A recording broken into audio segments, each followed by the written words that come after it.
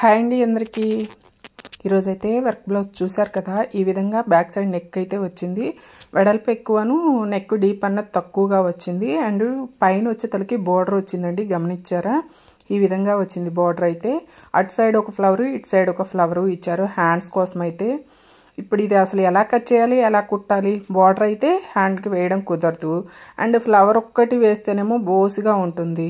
ఎలా ట్రై చేద్దాము? నేనేమో డబుల్ బ్లౌజ్ కట్ చేస్తూ ఆ డబుల్ బ్లౌజ్లో ఇది కూడా నెక్ కట్ చేసేసాను.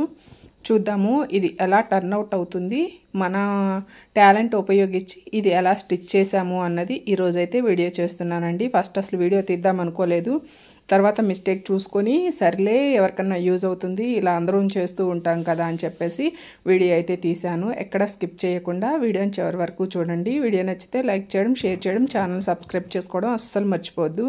ప్లీజ్ సబ్స్క్రైబ్ చేయండి ఛానల్ని. నెక్ అయితే ఈ విధంగా వచ్చింది.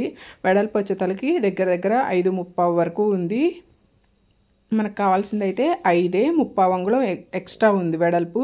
ఫ్లవర్ చూసారా హ్యాండ్కి? ఈ సింగిల్ ఫ్లవర్ వేసి బార్డర్కి ఏమీ లేకపోతే బోసుగా ఉంటుంది కదా హ్యాండ్, అందుకోసం అని చెప్పేసి ఇక పైన ఇచ్చిన బోర్డర్ని కట్ చేద్దాం అనుకున్నాను. కట్ చేస్తే నెక్ డీప్ సరిపోతుందా లేదా మళ్ళీ డౌట్ వచ్చింది. అందుకని కరెక్ట్గా సెంటర్గా ఫోల్డ్ చేసుకొని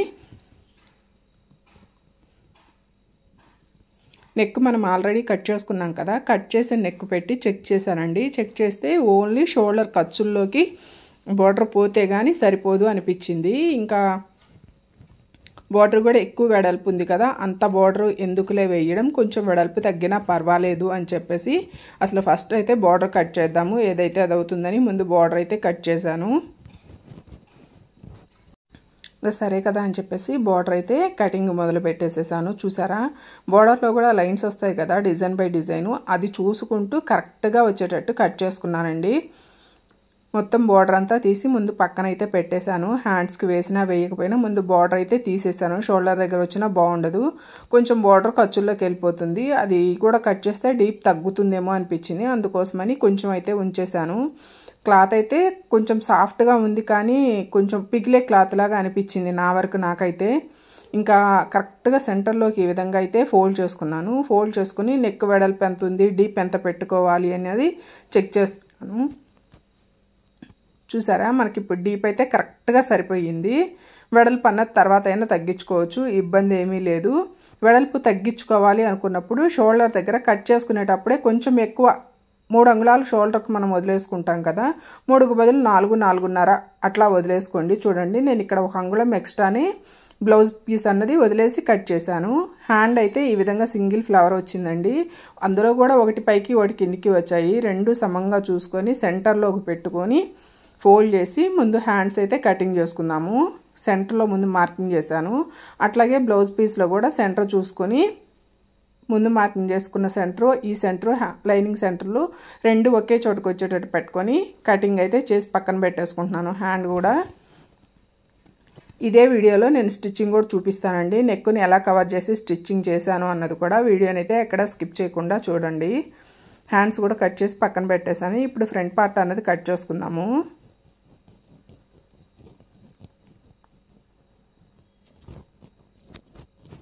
క్రాస్గా ఫ్రంట్ పార్ట్ అనేది పెట్టుకొని మొత్తం అంతా ఇలా కట్ చేసుకున్నాను. సేమ్ లైనింగ్ మెజర్మెంట్ ప్రకారం అయితే కట్ చేసుకున్నాను. కట్ చేసుకొని ఇంకా షేప్ బెల్ట్లు అవి తీసుకుందాము. ఇప్పుడు కింద షేప్ పట్టీలు వస్తాయి కదా, దానికోసం అయితే క్లాత్ తీస్తున్నాను. కొంచెం నాకు చంకకి ఫ్లవర్ అన్నది ఒక సైడ్కి వచ్చింది, ఒక సైడ్కి మళ్ళీ చంక ముక్క వేస్తే కానీ ఆ ఫ్లవర్ అన్నది సెంటర్కి రాదు. దానికోసం కూడా బ్లౌజ్ పీస్కి జాయింట్లు పడతాయి, అందుకని కొంచెం కట్ చేసి పక్కన పెట్టేసుకుంటున్నాను. ఇప్పుడు వచ్చేసరికి ఉక్సులు పట్టి అయితే కట్ చేస్తున్నాను. ఈ విధంగా మొత్తం కటింగ్లో తీసుకొని బ్యాక్ సైడ్ లైనింగ్కి మనం అటాచ్ చేస్తాం కదా పట్టి, బ్లౌజ్ కింది పక్క ఆ పట్టి అయితే కట్ చేశాను. అట్లాగే షేప్ బెల్ట్ కూడా నేనైతే మెజర్మెంట్ ఏం తీసుకోనండి, నాకు అది అర్థమైపోతుంది ఏ సైజ్ వారికి ఎంత తీయాలి అన్నది, దాని ప్రకారమే తీసుకుంటాను. షేప్ బెల్ట్లు అన్నవి రెండు కట్ చేసుకుంటున్నాను. అట్లాగే ఉక్సులు పట్టి, కాజాల పట్టి మొత్తం వచ్చేసినాయి, మనం ఎక్కడ దోలాడుకునే పని లేదు. ఈ పీస్ వచ్చేతలకి హ్యాండ్కి చంక ముక్క కొంచెం పడుతుంది, ఆ చంక ముక్క కోసం ఇది కొంచెం చిన్న పీస్ కట్ చేసుకున్నాను. పర్ఫెక్ట్గా మన బ్లౌజ్ కటింగ్ అయితే అయిపోయింది. వచ్చేయండి ఇంకా స్టిచ్చింగ్ అయితే చూపిస్తాను. మధ్యలో ఒక చిన్న క్లిప్ అయితే మిస్ అయ్యింది. అర్థమవుతుందిలేండి మీకు, ఒకసారి గమనించుకుంటే చూడండి. ఫస్ట్ ఇదిగోండి ఫ్లవర్ ఈ విధంగా వచ్చింది కదా, ఈ ఫ్లవర్ వచ్చిన దాన్ని సెంటర్కి మార్కింగ్ చేసుకొని సెంటర్కి చూసుకొని మనం లైనింగ్ అన్నది అటాచ్ చేస్తున్నాను. లైనింగ్ సెంటర్ ఉండాలి, బ్లౌజ్ పీసు సెంటర్ ఉండాలి. ఒక సైడ్కి తగ్గినా పర్లేదు, సెంటర్ ఫ్లవర్ అయితే రావాలి. తగ్గిన వారం మనం ఎక్స్ట్రా పీస్ అయితే కట్ చేసుకున్నాం కదా, దాన్ని అయితే అటాచ్ చేసుకున్నాము. ఫ్లవర్ సెంటర్కి రాకుండా సైడ్కి వచ్చేస్తే మాత్రం అసలు బాగుండదండి లుక్. కరెక్ట్గా సెంటర్ చూసుకొని లైనింగ్కి పైన బ్లౌజ్ పీస్కి సెంటర్లో పెట్టి ఈ విధంగా ఒక స్టిచ్ అయితే వేస్తున్నాను. తర్వాత లైనింగ్ ప్రకారం బ్లౌజ్ పీస్ని కూడా కరెక్ట్గా అటాచ్ చేస్తూ రౌండ్గా హ్యాండ్కి స్టిచ్ వేసి ఎక్స్ట్రా క్లాత్లన్నీ తీసేసి కింద బార్డర్ అయితే జాయింట్ చేసేసాను. ఇదిగోండి ఒకటైతే చేశాను, ఇంకోటైతే చూపిస్తాను. బార్డర్ని రాంగ్ సైడ్ పెట్టుకొని ఒక స్టిచ్ అయితే వేసుకోండి.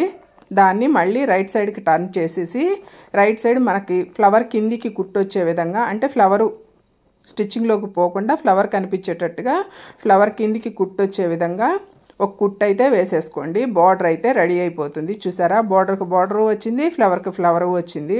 టాలెంట్ ఉండాలే కానీ స్టిచ్చింగ్లో ఎలాంటివైనా సరే డిఫరెంట్గా స్టిచ్చింగ్ చేసి ఇవ్వచ్చు.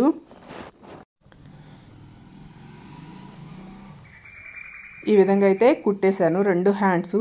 ఇట్లా పైన ఇంకా మనకు కావాల్సిన హైట్ చూసుకొని ఫోల్డ్ చేసి స్టిచ్ చేసుకోవడమే. ఇవ్వండి 2 హ్యాండ్స్ స్టిచ్చింగ్ అయిపోయాక బ్యాక్ సైడ్ చూసారా ఫినిషింగ్ ఎంత నీట్గా ఉందో. ఫ్రంట్ సైడ్ కానీ బ్యాక్ సైడ్ కానీ నీట్గా ఉండాలండి ఫినిషింగ్.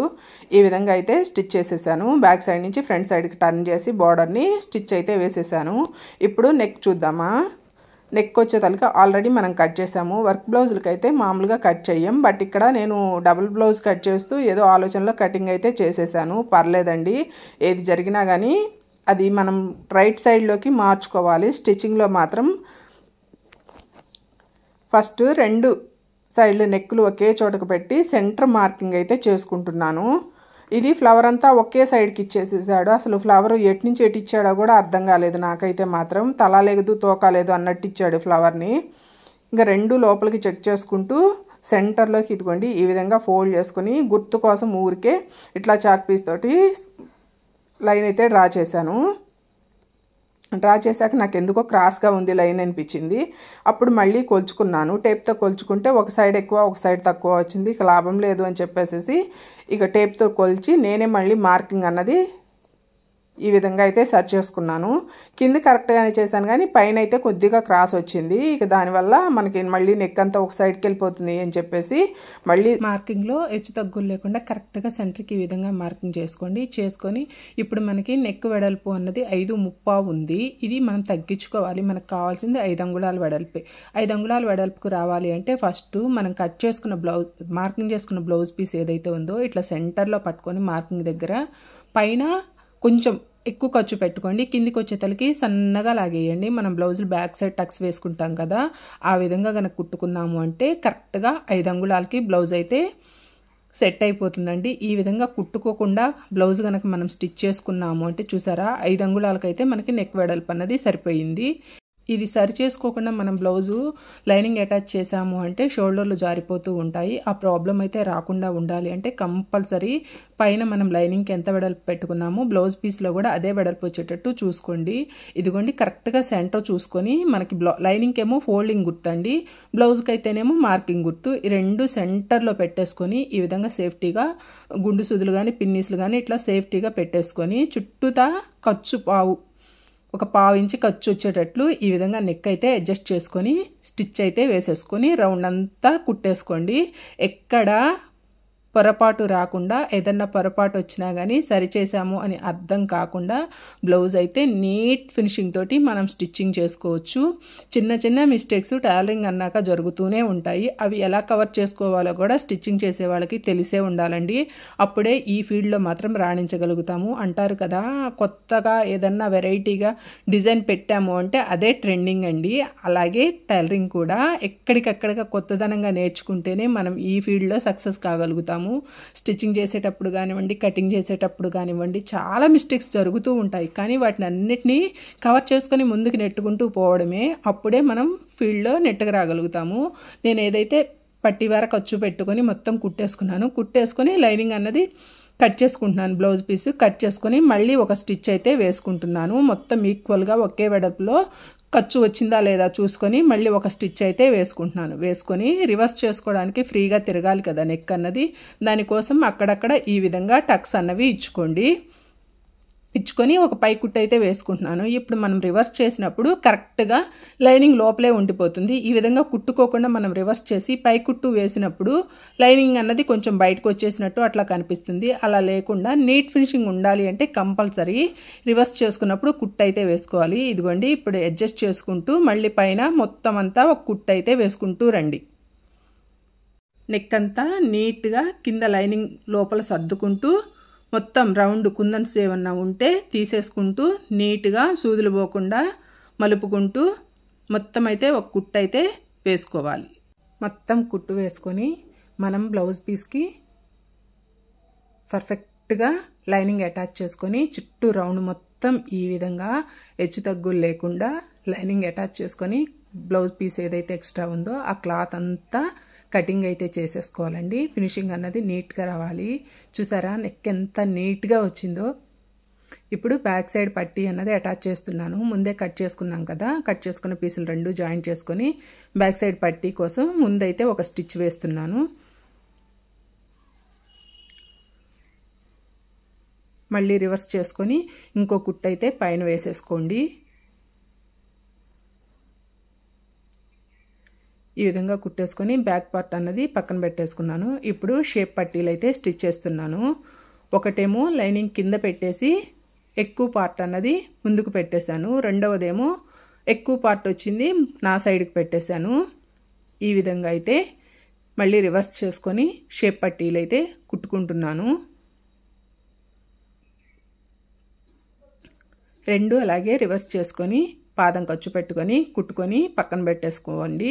ఇప్పుడు ఫ్రంట్ పార్ట్లు ముందుగానే అటాచ్ చేసి పెట్టాను. ఇదిగోండి ఉక్సుల పట్టీ వైపు తక్కువ, సైడ్ జాయింట్ వైపు ఎక్కువ వచ్చేటట్టు పైకి షోల్డర్ కల్లి మన కుట్టు అన్నది చూసేటట్టు ఈ విధంగా 2.5 అంగుళాల హైట్లో మనం టక్స్ అయితే వేసుకోవాలి. ఇప్పుడు ముందుగా కట్ చేసిన షేప్ బెల్ట్లు ఏవైతే ఉన్నాయో అవి లైనింగ్ ఎంతవరకు అయితే కట్ చేసుకున్నామో ఆ లెవెల్లో ఎక్స్ట్రా బ్లౌజ్ పీస్ ఏదైతే ఉందో అది కట్ చేసుకొని పైన ఇంకో స్టిచ్ అయితే వేసుకుంటున్నాను. వేసుకొని ముందుగా ఫ్రంట్ పార్ట్లో డాట్స్ వేసాం కదా, ఆ డాట్స్ అనేవి రెండు ఒకే హైట్లో ఉన్నాయా లేదా చెక్ చేసుకుంటున్నాను. కొంచెం తగ్గింది, అందుకని ఇంకో స్టిచ్ అయితే వేసుకుంటున్నాను. మళ్ళీ ఉక్సుల వైపు ఇంకో టక్ అన్నది వేసుకోవాలి కదా, దానికోసమని నేను ఫింగర్ తోటి ఈ విధంగా మెజర్ అయితే చేసుకొని సైడ్ టక్స్ అన్నవి వేసుకుంటున్నాను. రెండో దానికి కూడా అదే విధంగా మెజర్ చేసుకొని టక్స్ అయితే వేసేస్తున్నాను. అట్లాగే చంకలో చూడండి ఎంత నీట్గా వస్తుందో. ఈ రెండు కరెక్ట్గా వస్తే మూడోది ఆపోజిట్లో ఈజీగా వచ్చేస్తుందండి. చాలా సింపుల్. టక్స్ వేయడం రాని వాళ్ళైతే మాత్రం కంపల్సరీ ఎక్కడ స్కిప్ చేయకుండా చూడండి, మీకు క్లారిటీగా అర్థమవుతుంది. ఇంకో వీడియోలో నేనైతే డీటెయిల్డ్గా ఎక్స్ప్లెయిన్ చేస్తాను. ఇదిగోండి ఈ విధంగా అయితే షేప్ వచ్చింది. ఫినిషింగ్ చూసారా ఎంత నీట్గా వచ్చిందో. ఇంకా ఒకటైతే ఉక్సుల పట్టీ వైపు, ఇంకొకటి వచ్చేతలకి బ్యాక్ సైడ్ నుంచి సైడ్ జాయింట్ నుంచి ఈ విధంగా రెండు ఫ్రంట్ పార్ట్లు అయితే అటాచ్ చేసుకుంటున్నాను. కొంతమంది రెండు ఒకటి పైన ఒకటి లోపల పెట్టి కూడా అటాచ్ చేస్తారు. నాకు ఫస్ట్ నుంచి ఇదే అలవాటు, నేను ఇలాగే కంటిన్యూ అవుతున్నాను. రెండు మళ్ళీ డబల్ స్టిచ్ అయితే వేసేసుకున్నాను. ఎక్స్ట్రా పార్ట్ ఏదైతే ఉందో ఆ క్లాత్ అన్నది కట్ చేసేసుకోండి. చూడండి కప్ షేప్ అన్నది ఎంత నీట్గా వచ్చిందో. ఎంత సింపుల్గా కుట్టుకోవచ్చో. కాకపోతే ఏంటి అంటే కొద్దిగా టైం ఓపిక్గా స్టిచ్ చేసుకోవాలి, ఎక్కడ మిస్టేక్ జరగకుండా. ఉక్సుల పట్టీ కోసం, కాజాల పట్టీ కోసం అయితే కుడుతున్నాను. పైనుంచి 3 అంగుళాల వెడల్పుతోటి క్లాత్ అయితే కట్ చేసి ఒక స్టిచ్ వేశాను. అలాగే ఉక్సుల పట్టీ కోసం 2 అంగుళాల వెడల్పుతోటి లైనింగ్ అయితే కట్ చేసుకొని పై సైడ్ పెట్టుకొని ఈ విధంగా ఒక స్టిచ్ వేశాను. కాజాల పట్టీ కోసం ఈ విధంగా లోపలికి ఎక్కువ క్లాత్ పెట్టేశాను. క్లాత్ కొంచెం పల్చగా ఉంది కదా, అందుకోసమని లోపలికి ఎక్కువ పెట్టేసి పైన ఒక 30 అంగుళం వెడల్పుతోటి పట్టీ అయితే పెట్టేసుకున్నాను. పెట్టేసుకుని ఒక స్టిచ్ అయితే వేసేసి మళ్ళీ ఇంకొక స్టిచ్ అయితే వేసుకోండి. ఈ విధంగా 2 స్టిచ్లు వేశాను. ఇప్పుడు ఉక్సులు కల్లి మళ్ళీ దాన్ని రివర్స్ చేసుకొని ఒక కుట్టు వేసుకొని దీన్ని ఒక 3/4 లేదు అరంగుళం వెడల్పుతోటి మనకు కన్వీనియంట్ని బట్టి ఈ విధంగా లోపలికి ఫోల్డ్ చేసుకొని ఒక స్టిచ్ అయితే వేసేసుకోండి. ఇప్పుడు మనం బ్యాక్ సైడ్ అంతా కుట్టేసుకున్నాం కాబట్టి నెక్ వేసే పని లేదు కాబట్టి ఫ్రంట్ సైడ్ నెక్ అన్నది కుట్టుకోవాలి. నెక్ ఒకసారి కుట్టుకునే ముందు కొలుచుకుంటున్నాను, కొద్దిగా పైకి అనిపించింది, అందుకోసమని ఈ విధంగా నెక్ అయితే కట్ చేసి డీప్ చేసుకుంటున్నాను. చూసారా మనకు కరెక్ట్గా సరిపోయింది. ఈ విధంగా కట్ చేసుకున్న తర్వాత ఇప్పుడు రెండు పెట్టుకొని ఒకేసారి ఈ విధంగా ఉక్సులు పట్టి కాజాల పట్టి హెచ్చు తగ్గులు లేకుండా ఇటు సైడ్ది కూడా కట్ చేసుకుంటున్నాను. హెమ్మింగ్ పట్టీ కోసం ఈ విధంగా వేస్ట్ క్లాత్ తీసుకొని ఒక 1 ఇంచ్ వెడల్పుతోటి ఇట్లా క్రాస్గా అయితే కట్ చేసుకొని హెమ్మింగ్ పట్టీ ఫ్రంట్ సైడ్ ఈ విధంగా కుట్టుకోండి.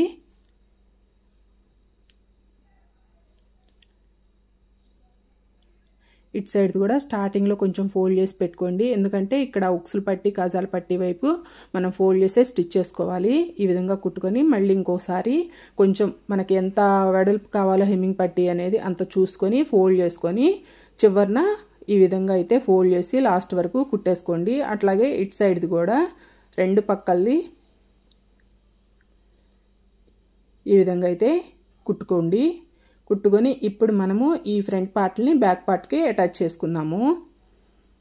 బ్యాక్ పార్ట్ ముందుగా రెడీ చేసుకున్నాం కదా, కుట్టుకున్న హెమ్మింగ్ పట్టీ ఏదైతే ఉందో అది అడుక్కు వెళ్ళిపోయేటట్టు ఈ విధంగా ఫోల్డ్ చేయండి. గమనిస్తున్నారా? ఈ విధంగా ఫోల్డ్ చేసి ఇప్పుడు మనం ఒక స్టిచ్ అయితే వేసుకోండి. ఎప్పుడైనా షోల్డర్ కలి కొంచెం వెడల్పు ఎక్కువ పెట్టండి, చంక కలికి వచ్చే తల్లి కొద్దిగా సన్నగా లాక్కోండి ఖర్చు అన్నది. ఇటు సైడ్ కూడా అంతే అండి, హెమ్మింగ్ పట్టీ అనేది లోపలికి వచ్చేటట్టు పెట్టుకొని ఈ విధంగా కుట్టేసుకోవడమే. షోల్డర్ల దగ్గర హెమ్మింగ్ పట్టీ అనేది అడుక్కు వెళ్ళిపోతే ఏంటి అంటే రివర్స్ చేసినప్పుడు ఫినిషింగ్ అన్నది నీట్గా ఉంటుంది. చూడండి, చూపిస్తాను, అదిగోండి హెమ్మింగ్ అన్నది నీట్గా వస్తుంది.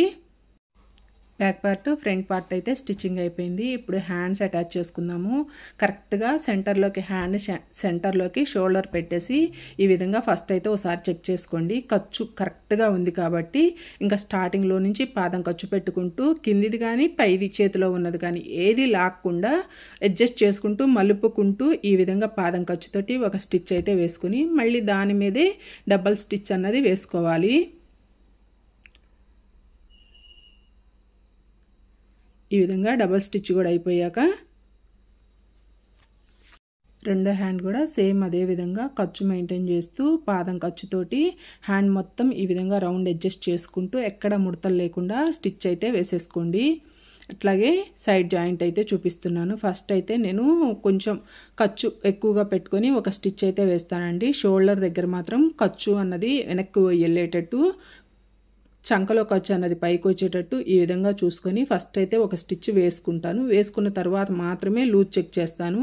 కొంతమంది స్టార్టింగ్లోనే మెజర్ చేసుకొని కుట్ అయితే వేసుకుంటారు, బట్ నాకు ఇదే అలవాటు. నేనైతే ఫస్ట్ రెండు సైడ్ జాయింట్లు కలుపుతూ ఒక కుట్ అయితే వేసుకుంటున్నాను. చూసారా, షోల్డర్ దగ్గర మాత్రం కరెక్ట్గా ఖర్చు మిడిల్లోకి వచ్చేటట్టు చూసుకొని ఎక్స్ట్రా ఏదన్నా ఉంటే చంకలోకి పెట్టేసుకొని ఎక్కువ తక్కువ ఈ విధంగా అయితే ఒక కుట్టు వేసేసుకోండి కింది వరకు. ఇప్పుడు మనం ఆది బ్లౌజ్ తీసుకొని హ్యాండ్ లూజు చంక లూజు చెక్ చేసుకుందాము.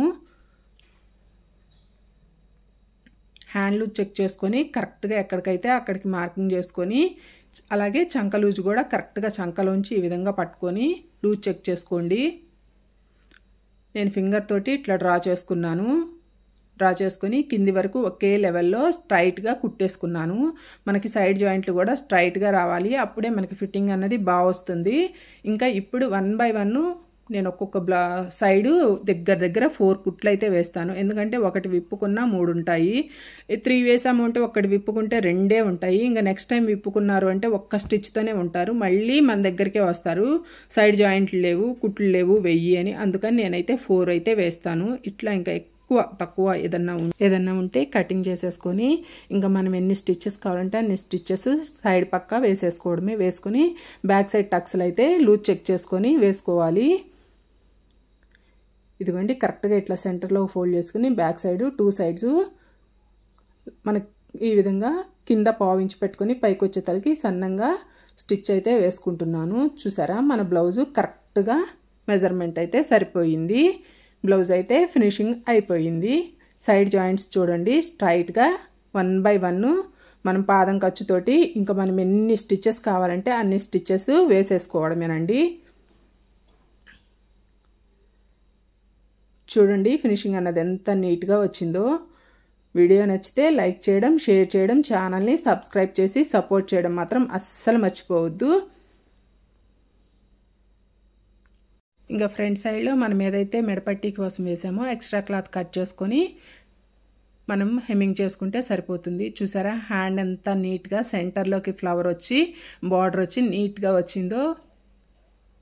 బ్లౌజ్ ఎలా వచ్చినా సరే మన స్టిచ్చింగ్లోనే ఉంటుందండి. దాన్ని అడ్జస్ట్ చేసి కుట్టడంలోనే టైలర్ టాలెంట్ అనేది ఉంటుంది. బ్యాక్ సైడ్ చూసారా నెక్ కూడా ఎంత రౌండ్గా నీట్గా వచ్చిందో. వీడియో నచ్చితే లైక్ చేయడం, ఛానల్ సబ్స్క్రైబ్ చేయడం, సపోర్ట్ చేయడం అస్సలు మర్చిపోవద్దు. థ్యాంక్